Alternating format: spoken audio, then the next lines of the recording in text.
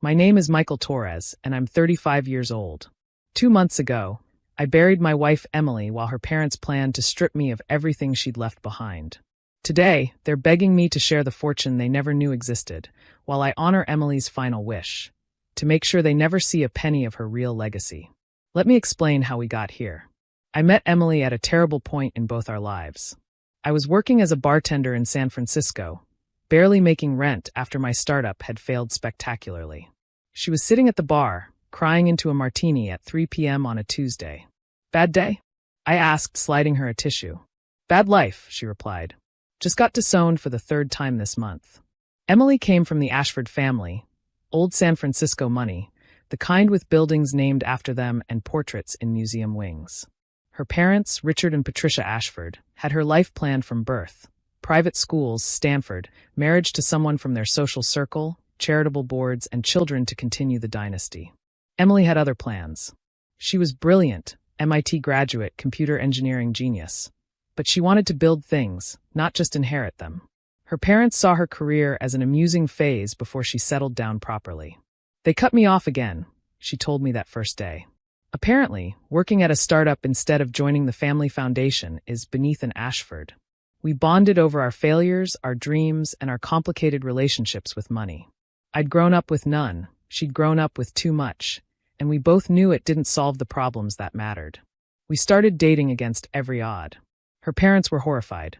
I wasn't just wrong for their daughter, I was aggressively wrong. Mexican-American, working class, a failed entrepreneur turned bartender.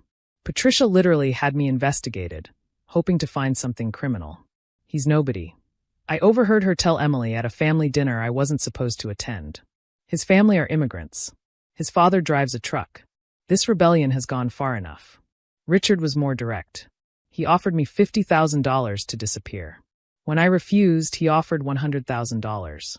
When I told Emily, she laughed for the first time in weeks. "Only $100,000? I'm insulted. I'm worth at least $250,000 in disappearing money." We eloped 6 months later. Her parents didn't just boycott the wedding. They announced Emily's death to their social circle, complete with donations to charity in her memory.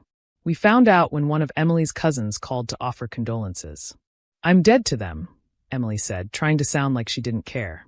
"Good. Now I can actually live." She threw herself into her work, joining a small AI startup called Next as their lead engineer. The pay was terrible, the hours were worse, but she lit up talking about their projects. I supported us with bartending and freelance coding, watching her become the person she'd always wanted to be. The Ashfords reached out exactly twice in our first 3 years of marriage. Once when Richard had a mild heart attack, they wanted Emily to know she was still out of the will. Once when Patricia's sister died, they wanted to make sure Emily wouldn't embarrass them by attending the funeral. "They're consistent," Emily said. "I'll give them that." Then 2 things happened that changed everything. First, Emily got sick. What started as fatigue became fainting spells, then seizures. The diagnosis was a rare brain tumor, operable but complicated. We were looking at multiple surgeries, experimental treatments, and astronomical medical bills. Second, Next got acquired by Google. The timing was surreal. On Monday, Emily was in the hospital getting her first surgery scheduled. On Friday, she was on a conference call about her stock options. As an early employee and lead engineer, she had significant equity. The acquisition valued her shares at $18 million. "Don't tell anyone," she said from her hospital bed. "Not yet. I need to think." The next few weeks were a blur of medical procedures and legal documents. Emily's surgeries went well initially, but the tumor was aggressive. Between treatments, she worked with lawyers to structure her assets. That's when she told me her plan. "The acquisition money is going into a trust," she explained. "But not the one my parents would expect." She created 2 separate estates. The visible one, our house, savings accounts, her car, about $800,000 in liquid assets, would go through standard probate. The invisible one, the Next shares, would transfer differently. "The shares are going to vest over 3 years," she explained. "But there's a clause. If I die, they immediately vest to my designated beneficiary. Not my estate. Not subject to probate. Direct transfer." "Emily, we should tell your parents you're sick." "No," she said firmly. "They made their choice. They killed me off years ago. Let me stay dead." But word got out. San Francisco society is small, and Emily's illness became gossip. Suddenly, the Ashfords remembered they had a daughter. Patricia showed up at the hospital with flowers and tears. "My baby," she cried. "How could you not tell us?" Richard followed with lawyers. "We need to ensure your assets are properly protected," he said. "The family trust." "I have my own lawyers," Emily said weakly. "But thank you for finally caring." They came every day after that, playing devoted parents. Other visitors bought the act, but I saw the calculations in their eyes. They'd check Emily's monitors like stock tickers, hover when nurses discussed treatment costs, and step out for whispered phone calls about estate planning. Emily saw it too. "They're not here for me," she said one night. "They're here for the money they think I have."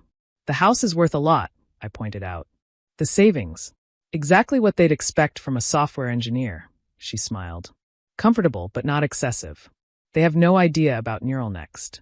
The acquisition was kept quiet, and I was careful with the paperwork. She made me promise to let them have the visible estate if she died. "Don't fight them," she said. "Let them think they've won. The real money, our money, is safe. Use it to build something good. Something they'd hate." Emily died on a Thursday morning, holding my hand and smiling about a joke only we understood. Her parents, who'd been absent for 5 years, sobbed dramatically in the hallway. The funeral was a production. The Ashfords spared no expense, finally claiming Emily as their daughter. Patricia gave a eulogy about reconciliation and family bonds. Richard spoke about carrying on the Ashford legacy. They reburied the daughter they'd declared dead years ago, this time in the ground. I grieved quietly, planning to honor Emily's wishes. Let them have the house, the savings. I had our memories and the future she'd secured. But the Ashfords weren't satisfied with quiet victory. 2 weeks after the funeral, they ambushed me. I came home to find them in my living room with 2 lawyers and a stack of documents. "We need to discuss Emily's estate," Richard announced, as if I was an employee being terminated. "She had a will," I said. "I'm the beneficiary." Patricia laughed, an ugly sound. "A will written under duress. A sick woman manipulated by her husband. You were just a phase in her life," she hissed, sliding papers across the table. "A rebellion against her family. Sign it all over, or we'll prove you manipulated her. Married her for money. Isolated her from her loving family." "Loving family?" I couldn't help but laugh. "You disowned her. You held a memorial service while she was alive." "A misunderstanding," Richard said smoothly. "We have witnesses who'll testify about our reconciliation. How we rushed to her side when she was ill. How you tried to keep us away." I looked at the papers. They wanted everything. The house, the savings, even her personal belongings. The grief morphed into cold anger, but I remembered Emily's words. "Let them think they've won." "Fine," I said, picking up the pen. Their lawyers looked shocked. Patricia's eyes narrowed with suspicion. "You're agreeing?" Richard asked. "Just like that. I don't want to fight," I said truthfully. "Emily wouldn't want that. Take it all. I just want to move on." I signed every document, legally transferring the entire visible estate to them. $800,000 in assets, gone with a few signatures. They could barely contain their glee. "We'll give you 30 days to vacate the house," Patricia said magnanimously. "And Michael? Don't think about contesting this later. We have resources you can't imagine." "I'm sure you do," I said mildly. "Are we done?" They left with their lawyers, probably congratulating themselves on their easy victory. I sat in the empty house, looking at Emily's picture, and whispered, "Just like you planned, baby." The next morning, I called my lawyer, not about the estate, but about a new venture. Using my savings and life insurance payout, I founded the Torres Foundation, focused on providing scholarships for first-generation college students in STEM fields. Emily would have loved the irony. For 2 months, the Ashfords enjoyed their victory. They sold the house quickly, liquidated the savings, and divided Emily's belongings with clinical efficiency. Patricia donated Emily's clothes to charity, making sure to get a tax receipt. Richard sold her car and invested the proceeds. They acted like they'd won the lottery. Then Next announced their 3-year earnout was accelerating due to exceptional performance metrics. The news made tech headlines. Early employees would receive their full payouts immediately. That's when Richard Ashford, doing his due diligence on his daughter's estate, discovered Emily had been employee number 7 at Next. The call came at 9 p.m. "We need to talk," Richard said, his voice tight with barely controlled rage. "About what?" I asked innocently. "Don't play games." Emily's shares in Neural Next. The acquisition. Where is the money? What money? I said. You have all her assets. I signed them over, remember? The startup shares weren't in the estate, he snarled. $12 million, and they transferred directly to you. That's fraud. That's theft. That's the beneficiary designation Emily filed, I corrected. Completely legal. The shares were never part of her estate. We'll sue, Patricia screamed in the background. You manipulated her. You stole from her family. You mean the family that disowned her? I asked. The one that held a memorial service while she was alive? That family. We'll destroy you, Richard threatened. We'll take everything. You already did, I said. Remember? I have nothing. You made sure of that. The shares were Emily's to designate, and she designated them to me. Case closed. They tried everything. Lawyers who found the paperwork ironclad. Private investigators who found nothing but a grieving widower. Media pressure that backfired when reporters discovered the Ashfords had disowned their daughter for marrying outside their class. The lawsuit they filed was dismissed with prejudice. The judge, reading about their memorial service for their living daughter, was visibly disgusted. You abandoned your daughter in life, she said. You don't get to claim her in death. The best part came when they tried to shame me publicly. Patricia gave an interview to the Society pages about how I'd stolen their daughter's legacy. It prompted Emily's former colleagues to speak up about how the Ashfords had treated her, how they'd tried to control her, how she'd been happier without them.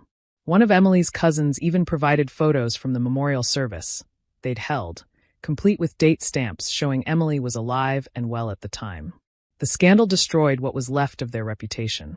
I used the money exactly as Emily wanted. The Torres Foundation has sent 200 kids to college so far. I bought the bar where we met and turned it into a co-working space for young entrepreneurs. Every project, every investment, is something the Ashfords would despise. Supporting immigrants, funding inappropriate careers, helping kids escape their families' expectations. Last month, on the anniversary of Emily's death, I received a letter from Patricia. No lawyers this time, just a handwritten note begging for help. The scandal had cost them everything. Richard's health had deteriorated. Their society friends had abandoned them. Could I find it in my heart to share Emily's legacy? I wrote back with a photo from the Torres Foundation's latest graduation ceremony. 50 first-generation students heading to grad school, fully funded. Emily's legacy is being shared, I wrote. Just not with you. They wanted the $800,000 they could see, blind to the millions they couldn't. They got exactly what they deserved, the scraps of a life they'd never bothered to understand. Emily knew they'd come for the money. She also knew they'd never think to look deeper, to value what really mattered. They saw her career as a phase, her marriage as rebellion, her life as something they owned. She left them the empty house they'd forced her to flee. She left me the future they'd tried to deny her. My name is Michael Torres. I'm 35 years old. I loved a woman whose parents only remembered she existed when she was dying. They fought for her visible assets while the real fortune, the one built on work they'd dismissed, passed to the man they'd tried to buy off. Now I build the world Emily wanted to see, while they live with the knowledge that their daughter's husband controls the fortune they killed their relationship to claim. Emily always said the best revenge was living well. Turns out, it's even better when you're living well with $12 million your in-laws didn't know existed. Thanks for watching. See you again in the next video. Stay stunned.